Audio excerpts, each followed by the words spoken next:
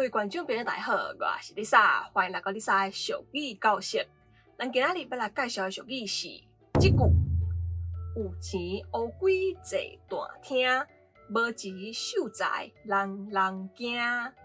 乌龟是用来形容迄种在经营查某间的人。另外，阁有一种意思，就是互家己的某出去外口赚转来，互家己开维持家庭。这种查甫人，咱嘛会甲叫做乌龟，毋是乌龟哦，是乌龟。乌龟是这两只。好啊，这句有钱乌龟坐大厅，无钱秀才人人惊是啥物意思咧？这句就是在讲，只要你有钱，就算你是乌龟，嘛会甲你请来坐伫咧大厅，好好啊款待。毋过你若是无钱，就算你阁较有知识，考着秀才，大家嘛是会想要闪较远的，因为惊你甲因借钱。所以这句就是咧讲这个社会现实。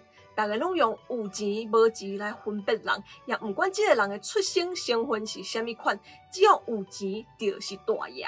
管他伊是乌龟也是乌道，拢会甲请来大厅坐，好好啊款待。啊，若是无钱散食，就算阁较有知识，人嘛是会看你无，想要闪较远的。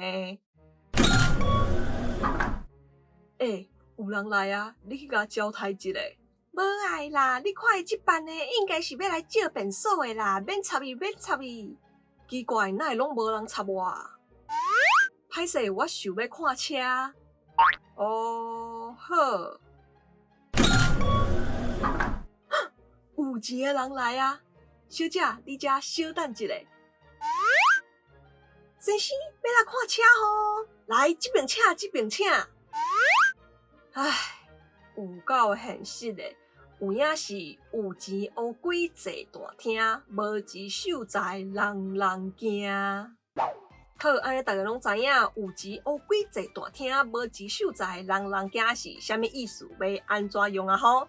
好，我是 Lisa， 今仔影片就到这。若是喜欢我影片的话，连买一把市长，佮爱分享出去，也要订阅观众朋友买一把市长订阅的，考古小铃铛，安尼看到上新影片通知哦。另外，买袂记 Lisa 会员，这都已经开始了，欢迎大家加入来甲我支持一下哦。另外，Lisa 嘛有 Facebook 佮 Instagram 嘛，欢迎大家 follow 一下赞的哦。好，安后一个节目再会。